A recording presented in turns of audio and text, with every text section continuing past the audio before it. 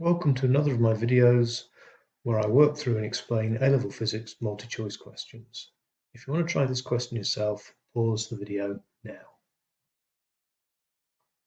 If you got the answer D, give yourself a pat on the back. If you'd like to see my explanation of how I found the answer, please continue watching. So the first thing I'm going to do, I'm just going to zoom in on the diagram so we can see it in a bit more detail. So a ray of light is incident on the boundary of a rectangular glass block in air. Part of the light refracts out of the block at an angle of 30 degrees. Some of the remaining light reflects within the block to become incident on the right-hand boundary. So that means the light is going to reflect off this top surface and become incident on this right-hand boundary. So the first thing I need to do is I need to find what this angle of incidence is here. And I can use the equation n1 sine theta 1 equals n2 sine theta 2. Now, whenever you're dealing with refraction, always remember that the 1 is the material the light starts in, and 2 is the material the light ends up in. So it always goes from 1 to 2. So in this, if that's the case, the angle theta 1 is going to be this angle of incidence here, the angle of reflection, or the angle of incidence, I should say, with the glass block. N1 is going to be the refractive index of the glass, which is 1.48.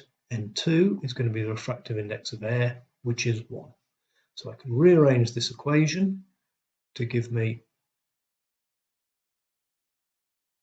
the angle theta, and that's going to be equal to the inverse function of n2 over n1 multiplied by sine theta 2, where theta 2 is this angle of refraction. If I put the numbers into this, n2 is 1, the refractive index of air, n1 is 1.48, the given refractive index of the glass, and theta 2 is this angle of refraction that you're given as well. If I put those numbers in, I get a value of theta 1, or the angle of incidence, equal to 20 degrees.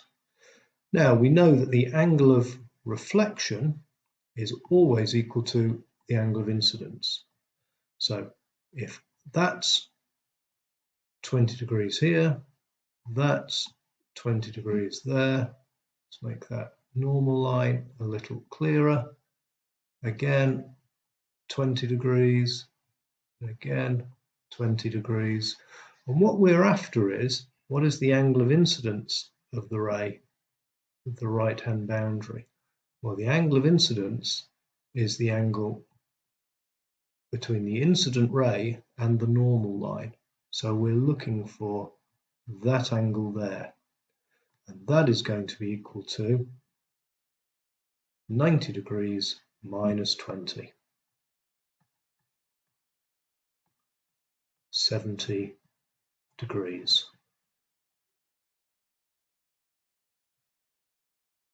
Answer D. If you found this useful, please like and leave a comment below, and I hope you'll look at more of these in the same series.